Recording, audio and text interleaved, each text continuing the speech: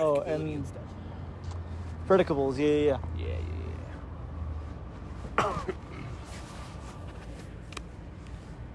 What are your thoughts? Is it going? Yeah. Okay.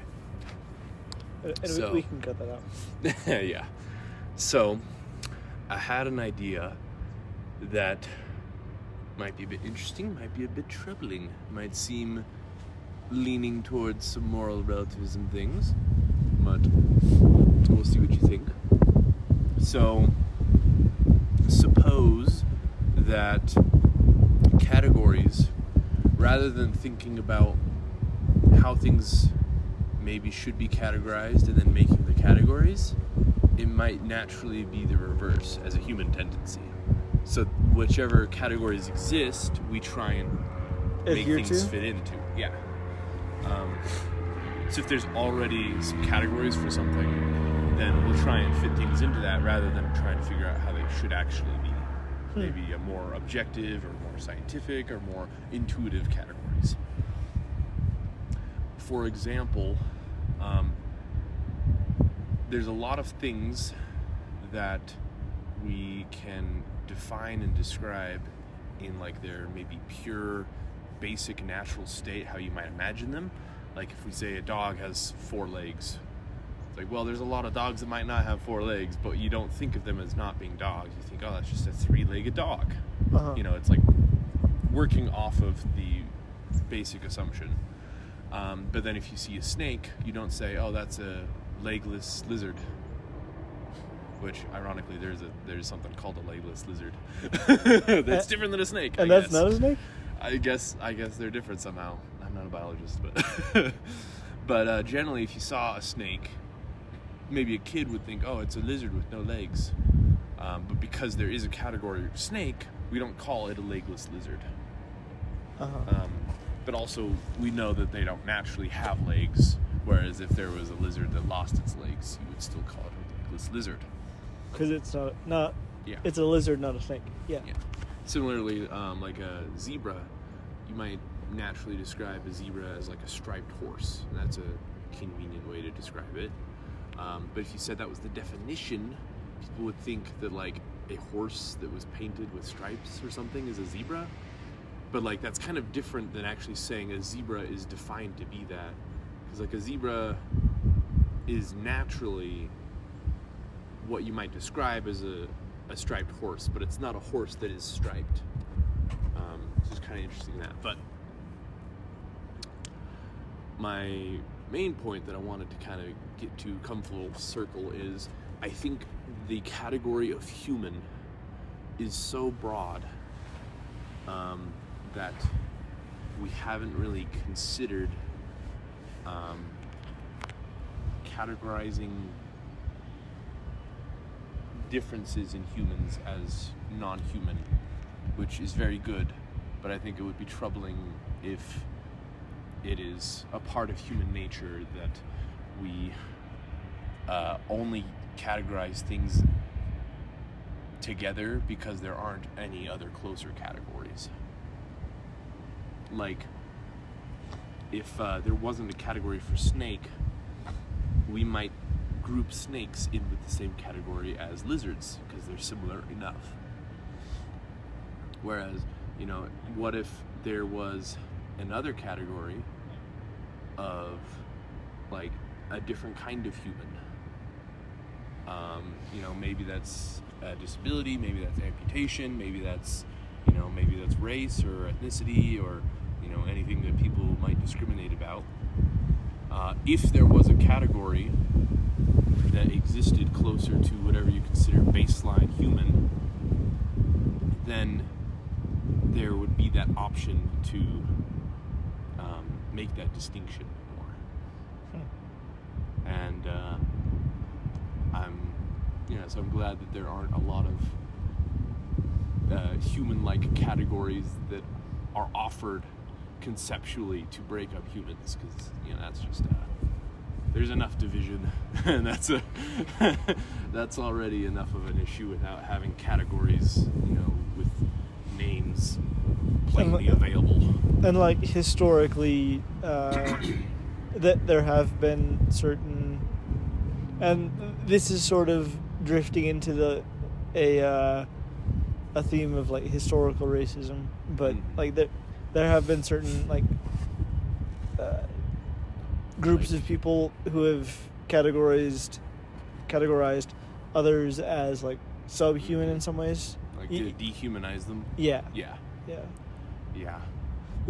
Which I guess isn't so much of a decategor or like a lack of categorization that's the problem. It's more of the a humanizing problem, which I guess is kind of outside of the scope of this conversation. But I just wanted to, I guess, throw that out there because it's sort of relevant. Yeah. I mean, it's not like I've experienced the historical cultures. Sure. But I imagine that it was... I mean, there were some people that probably tried to, like, make it sound or seem official, but I imagine it was much more like a cultural thing. Like, I don't know if people actually believed that other people weren't human, or if that was just sort of how they described them and talked about them, like how they made people think of them. Like, if you ask someone, like, hey, are those like scientifically, are those actually like a different species than us? I don't know what people would say. I think there's probably some that would go either way. Mm-hmm. And probably a lot of that was defined by culture more than using, what they believe scientifically to define culture. Like, I think that was stemming more from the culture than from this supposed science or, more strict kind of thinking. But And one of the things that you brought up earlier about, like, you don't call a horse who has been, like, painted stripes on to be a zebra, because it's just paint, and it's not, like, you could say predicable to a horse or a zebra. I mean, like, even if it's permanent paint, like, you kind of know conceptually, like, it's not really the same thing. Yeah, and as Aristotle, who kind of sort of pioneered the concept of predicables and things like that, categorization, color is not one of those things which is generally seen or considered predicable to a thing. Yeah. Whether and by thing I mean like a person, a place, a bone, a horse. Predicable meaning like foundational to being the defining features of. Yeah. Yeah. So like color isn't necessary to define anything as being what it is. Yeah, because like there are red apples, but it is not required for an apple to be red to be considered an apple, for example. Yeah. I'm curious as to how he maybe generalized that, because most things you can find in a variety of colors, but like, how could you say that nothing is like must be a certain color? Like, that's interesting. I wonder if it's more along the lines of like inherent characteristics, like inherently characteristic to a thing. Oh, yeah. Because like even if there's a thing that could physically only be one color, maybe like that still isn't an inherent characteristic of it. Maybe. Yeah, because like, and this may be looking way beyond the mark and over abstracting, but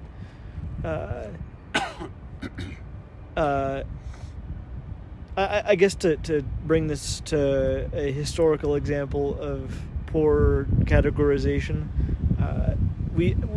we've mentioned this before on the channel and stuff, but the example of Diogenes saying, "Oh yes, a chicken is a man, because as you said, he's a featherless biped. I've taken the feathers off this chicken, ergo." Yeah. So I wonder if like visual appearance is not necessarily predicable to a thing. Generally speaking. Yeah, generally speaking. Also, I think it's interesting how we define things. Some things are defined more by like what they are physically, and others are more defined by their purpose. Their use, yeah. Yeah, like a chair. There's not much that is physically predicable to it. There's not much that's needed, except for like having a surface. because you need to have a surface to be sat on. Yeah. Like having a somewhat flat, somewhat usable sitting surface. Sitting surface. That's basically all you need. And then maybe it's not a chair per se, but it's like a seat, or it's maybe it's a stool, or however you subdivide the category. But to basically be a chair, you don't necessarily need anything physical. Not much is predicable to it. Not much is intrinsic. Okay, for sure. Because going back to a ever-present example in this conversation, a horse could be considered a chair if you abstract hard enough. Yeah, it's certainly a seat. Yeah. It's something you sit on. Yeah, I guess. Because it's got 4 legs in the back. Usually chairs aren't alive. Four legs, a quote-unquote back, and you sit on it. Is it a mobile chair? Maybe a horse is a mobile chair. And it has 4 legs, a seat, and a back.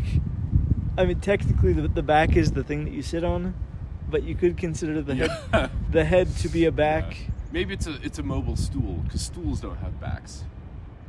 But if you sit backwards on it, you can use the head as a back. If you that could be the back of a chair in the traditional sense. Although, the back of a chair, I feel like is implied to be the hind area of a thing, and so we only think about sitting on a horse a certain direction because that's how we usually ride it. But if true. We're defining a horse as a chair, then by definition the other direction would be normal for the horse's head to be your back, the back of the chair. But so it's horse is just a backwards chair, actually. and people do which way is the front changes.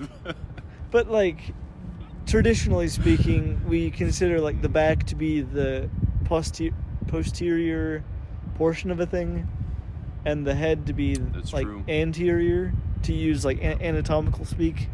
The back of the mount would be the opposite end of the back of the chair.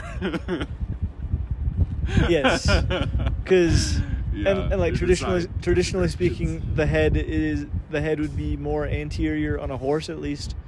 Yeah. Or frontward for those who might not be anatomically inclined, which is ironically a potential thing you can do anatomically, is incline. But that's outside of the scope of this conversation, as most of my comments are. Pardon the tangent. Yeah. Yeah. So yeah. I guess that was just one little thought that I had, but the tendency to use existing categories more than try and make categories that might be more objectively correct, and maybe the dangers of miscategorization because of that. Because from a scientific point of view, or astrological science, yeah. Back in the day, the Earth was considered to be the center of the universe, but that's just because all the cool stuff happens here. Well, I mean, yes, but I potentially, and you astrophysicists might get angry in the comments, but what I was getting at is all of the known observers are on or from Earth, and so it would I feel in some ways it would make sense to categorize where all the observers are to be the focal point, so to speak, but the origin as a point of reference. Yeah, exactly. Yeah. Where that sort of leads to issues when it comes to the orbits of planets, because in I think astrology, the star sign thing. Oh, forgive me, I'm not the more superstitious one. Yes. Yeah, astrology, not astronomy. Yes. They use this term called like retrograde or something, which is where I think that's in normal astronomy.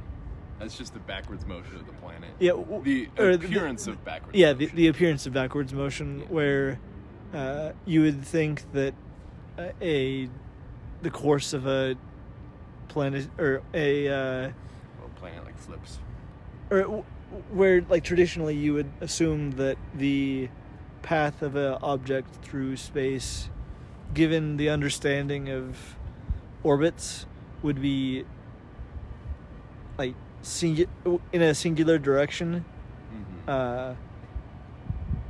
curved, but still like not flipping back on itself.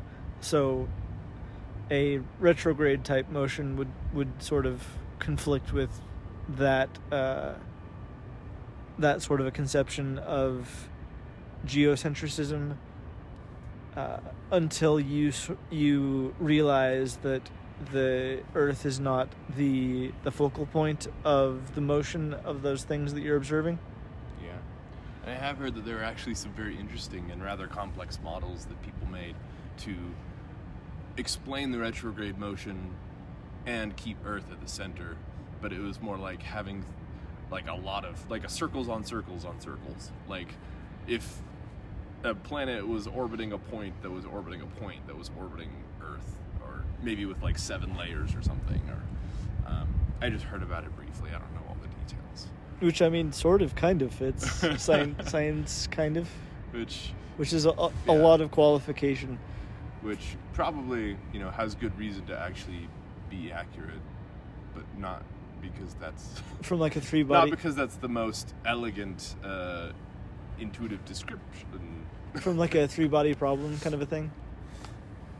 Well, just like if you measure something complicated from different viewpoints, you can get crazy behavior. Oh, you're still right if you describe it as crazy. Maybe like there's just a simpler explanation. Like jerk, snap, crackle, and pop. Yeah. Which, if you're listening, Caleb has tried to explain to me the I guess hierarchies of measurements of motion. Yeah, of change. Yeah, of change, so to speak. And I don't know if I'm accurately describing it well as a hierarchy, but snap, crackle, and pop. Change of position is velocity. Change of velocity is acceleration. Change of acceleration is jerk, I think, and then change of that is snap, and then crackle, and then pop. Because some people had a funny sense of humor. Yeah, but there's actually a nifty thing. I think it was from Fourier. That's such a weird name. He has a transformation named after him in calculus, right? Yes. Yeah. The Fourier. Fourier. Yeah, I've heard it pronounced different ways, but I'm gonna just say Fourier. But for what we're talking about, like we both understand who we're referring to. Fourier had a proof where not only can you make which maybe it's kind of just the same proof, but generalized or whatever, but there's the idea that you can make any continuous wave out of sine waves. Just have added them up like a linear combination, just different scales, different heights, frequencies, and add them together. And you can also make any curve out of circles built on each other. So you can have a circle that continuously rotates at the same speed, which really is just described by the sine or cosine. So it's basically the same problem, but you can have a circle, and then at the end of that circle's radius is where you center another circle, and at the end of that circle's radius that rotates at its own speed, that's the center of another circle. And so you can get these circles that each one just rotates at the same speed, and then you can get the end point of all of them chained together, like whipping around and twisting. I've seen those. Yeah. Yeah, there's some cool animations of it. Uh-huh. You can get any curves you need, any one. So. And I've seen one of our mutual friends got me into this like form of drawing where there's concentric circles upon concentric circles, which I don't know if this is technically related. It just made me think of it, where each of there's like 5 colors or something, and each of the circles have a certain color, but the overlap is the sum of the 2 colors, so it leads to even different shapes based off of where the different colors overlap or don't. So like I've seen one of like Elvis, or like a Venn color diagram, but yeah. But is it changed you change the sizes and positions to try and make art? Yeah. Oh, The sizes and the locations of the circles are all over the page, and so you get from like a abstract point or perspective, different sort of shapes than just discrete circles. That's cool. Yeah. Which I think is related to the Fourier circle on circle thing. To some degree.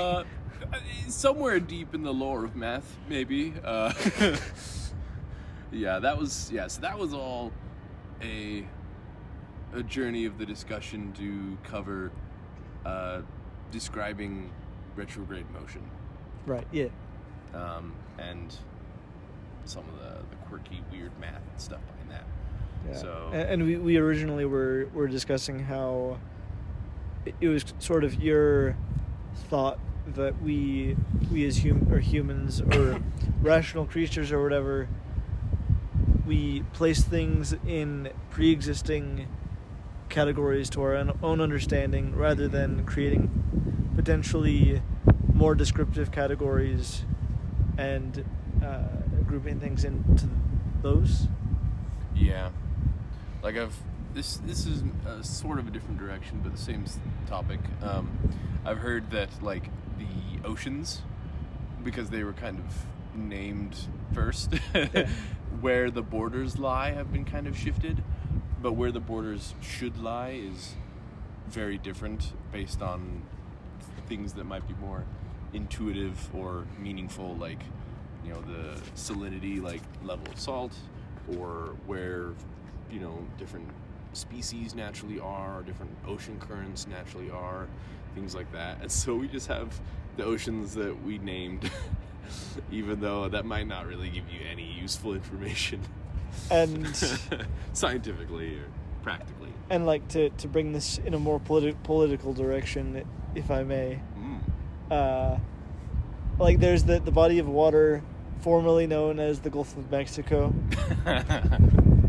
to most, that is now called the Gulf of America, and which isn't even like a power move in my mind. I mean, it's kind of cool and funny that Trump did that, but it's not even like the Gulf of the United States of America. It's just the Gulf of America, because that's what this continent is called. Yeah, and we're North America. and like in addition to that, the inhabitants of the South America would call, or a lot of them, and a lot of I think even other inhabitants of other continents would consider the North and South America to be just a single continent. Yeah. As America. I mean, it was officially for a lot longer than it has been separate. Columbus is what, 1500? 1492 is the song. 1492. And then it was, I think, it was 1800s when it got split officially, I think. So that's... Oh, the Panama Canal? Or split in name. Okay. Yeah, like sure. We were just considered one continent until like 1800s, I think, if I remember right. So that's 300 plus years of us being America. And like names generally. What do names mean? Which Asia and Europe are one chunk of land, but they're separate continents. And And Australia is... I've always thought it would be considered an island, but I don't think technically, for some reason, it's not. When you get big enough, you don't count as an island anymore. Yeah, because I guess from a certain point of view, North and South America could be considered an island because they're their own discrete landmass in a sense. I actually saw a map showing like major rivers that reach all the way from like ocean to ocean. It was like, actually, this is North America, and it was like 3 landmasses. It was like the 3 islands of North America, of where like the major rivers actually connect, like ocean to ocean. Oh, the Mississippi or something is one. Yeah, of like them? I think the Mississippi, branches off, and I don't remember what all of them were, but I thought that was so cool. Like, oh, that's a reimagined map for sure. That was cool. But like, to make this sort of abstract again, languages are just sounds that we consider to mean stuff. Yeah. Which is sort of an absurdist conception of the thing, but yeah. And categories themselves are such an interesting thing from a point of view of like as a tool, like scientifically, empirically, because we often make them before we have the facts. And so there's some categories that are kind of, some that are more informational and others, and even the informational ones aren't necessarily intuitive, so they're limited to like scientific use. Like, how do you break up the animal kingdoms and stuff? Like, well, that's subtle. I mean, how do you define a bird? Well, you can't say it flies because there's penguins and ostriches and... Penguins? Yeah, they don't fly. Unless you throw them real hard. Oh, no. Unless they get a nice ice ramp and get going. Oh, yes, a penguin is a bird. I don't know where my brain was at, but it clearly was gone because I was like, wait, a penguin isn't a bird? What? No, they are a bird. But you were saying a penguin is a bird that doesn't fly. Yeah. Okay, yes. You can't say that a bird is something that flies as a strict definition. Fair, yes. If you want to include them, which you do, because that's nice. Because they are considered birds already, for some reason. It's just interesting, like, categories can be so useful, but at the strictest sense, if you try and use them because they're useful, there's always a limit to that. And there's always a limit that is earlier than it could be. Because it seems like categories are always a bit messy. Speaking of the penguin thing, I think, side note, this is just a fun tidbit. I heard there was an AI that was supposed to categorize images, based on birds and fishes and stuff.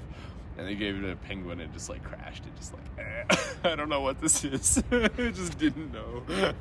Which is fair. Like, what do you do with that? Wow. They're half bird, half fish. They're hyper aquatic. They're birds. I was gonna combine the words the other way around, but that's awfully close to another word. They're birds. Well, what's would you care to share with the class your other idea? Just kidding. I'm not gonna get you in trouble. Pronounce it very carefully. I'm not saying anything bad. Oh, do you know what you call a fish without eyes? Classic. Yeah. You could say a penguin is a birch. Yeah. There we go. That's even further from sounding like a bad word. Not to be confused with the baked beans company. Or the tree. Birch. or the shrub. Is birch a company? Bush. Bush. Oh. Which is a bush a shrub, or is a shrub? Bush is a bush and shrub. Who knows what the difference is? I feel like a shrub is smaller, but maybe it's not.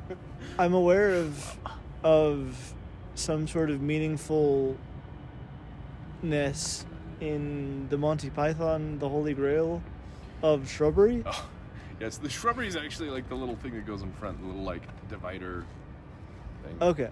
Yeah, it's not even a plant. Well, also, there's some things that classification maybe. classifications do offer useful but very specific things, specific information, like hair versus fur. Okay. Like, that's so close that no one might ever think about that. But it is a useful classification because it actually determines things like how it grows. Like, fur naturally grows to a certain length, whereas hair just grows. Oh yeah. Like, there's not really a hard limit. It tends to fall out or get snagged and stuff if it gets too long. So the longer strands that last the longest tend to not last the longest. Or I should say, the ones that have been around the longest tend to have been gotten rid of somehow. So there's a natural length inhibitor. But yeah, so that there's enough about that. Yeah, just interesting little tidbits. That's fun. Yeah.